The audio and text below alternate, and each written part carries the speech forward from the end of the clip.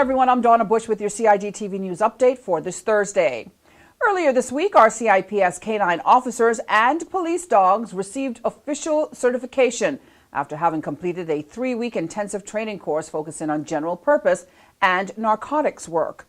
While the dogs and their handlers consistently train as a key part of their role, a press release from the RCIPS says achieving this certification means that their training and capabilities are now officially on par with standards in the UK and United States.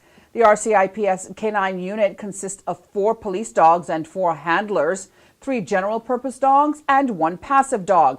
The general-purpose dogs are trained to track and apprehend suspects, search vehicles and premises for narcotics and firearms, search for currency, and locate items that have recently been discarded or hidden. The passive dog, which is used more in public locations, is trained to scan people for drugs and firearms and to search vehicles and premises. Now, with the completion of the training and the addition of a passive dog and a 3rd general-purpose dog, the RCIPS's K-9 unit is now at full strength. In other news from the RCIPS, last week, Acting Police Inspector Kevin Bogle started his new duties as Area Commander for the Sister Islands. Officer Bogle comes from the Community Policing Department, where he was the sergeant in charge of Georgetown, the most populous community policing sector. In this role, he demonstrated his ability to manage competing priorities while building strong relationships with the public that are critical to the safety of the community as a whole. Altogether, he has 22 years of policing experience and has been with the RCIPS since 2006. The senior command team felt that Acting Police Inspector Bogle's range of experience and proven abilities suited him to the important post of Sister Islands Area Commander, to which he has been appointed for a minimum of 2 years. Now, anyone who would like to contact or meet the new Sister Island Area Commander can give him a call at the Cayman Police Station on 948-0330. That's 948-0331.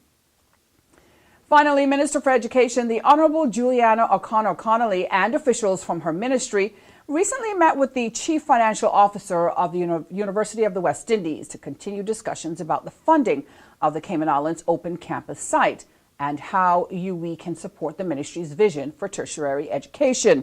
Now, the government also delivered a payment of over $2.3 million, bringing its UWI account current. The Cayman Open Campus was established back in 2006 and is one of 42 site locations in the region, serving 17 countries in the English-speaking Caribbean. Minister O'Connor Connolly is keen to strengthen the relationship to ensure that the government is seeing increased value for money.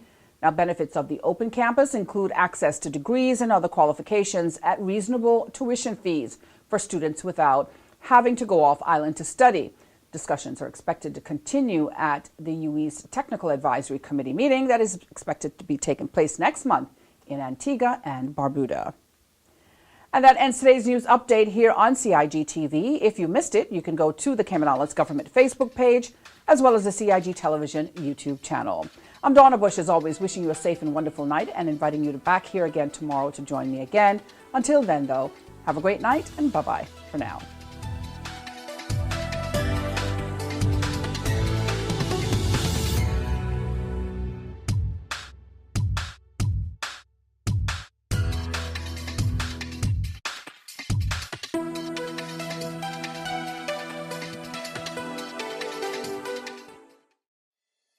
The Esterly-Tibbetts Highway 3-lane roundabout is ready for drivers. It's time to make sure you know how to use it. First, know which exit you need to take. Pay attention to lane arrows and signs. Make sure you use your signal to change lanes or exit the roundabout. To turn left, you always approach in the left-hand lane and indicate left. To drive straight ahead, you need to be looking out for signs and road markings indicating which lane to use. Get in one of the lanes marked with a straight-through arrow. If turning right, you must use the right-hand lane and indicate accordingly. To use the roundabout safely, remember these 3 tips. Know your exit, pick your lane, and signal to make your turn.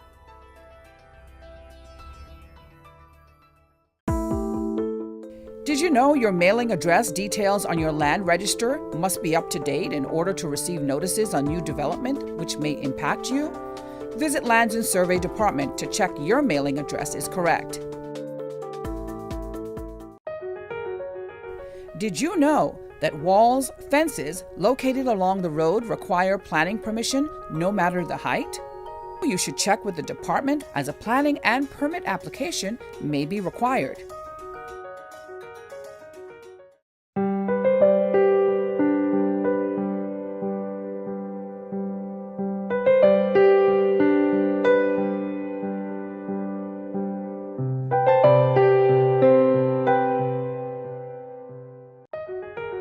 Did you know that planning permission is required for a shed? Did you know you should check with the department as a planning and permit application may be required? Did you know that a trellis structure requires planning permission? You should check with the department as a planning and permit application may be required. Did you know that a deck more than 6 inches above finished grade requires planning permission? Did you know you should check with the department as a planning and permit application may be required? Did you know planning permission is required to clear land by mechanical means? You should check with the department as a planning and permit application may be required. Boating, fishing, and water sports in the Cayman Islands are great, but keep a cool head. Here are 7 tips for fun and safe sea outings. Number 1, use a checklist to plan your outing. Check the weather forecast, make a float plan, and share it with someone who is remaining on land, stating where you're going, with whom, and when you're expected to return. Visit your nearest marine supply store to get your safety gear. This includes signaling mirrors, whistles, and a flare kit.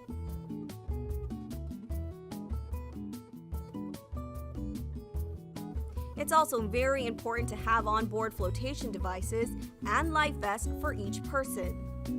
There are different types of vests. Some are for water sport activities such as snorkeling, and others are for going on offshore boating or on fishing trips.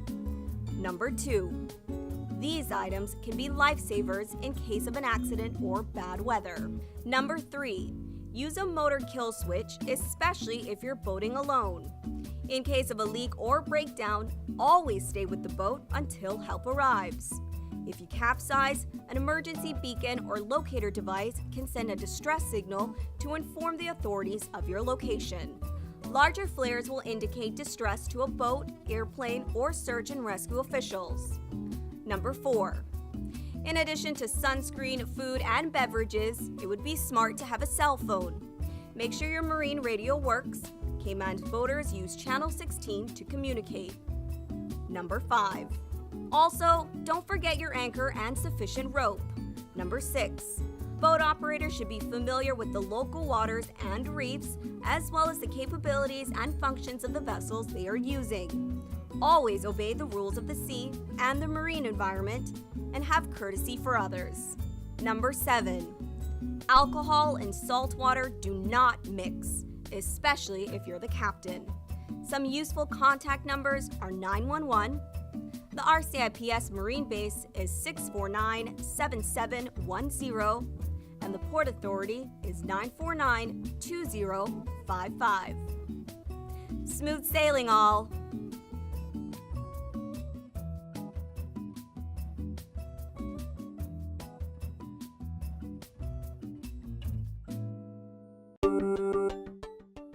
Did you know that planning permission is required for an addition, alteration, or any material change to your house? The 10% rule no longer exists. Did you know you should check with the department as a planning and permit application may be required? Did you know that fences and walls within the high water setback require planning permission no matter the height? You should check with the department as a planning and permit application may be required.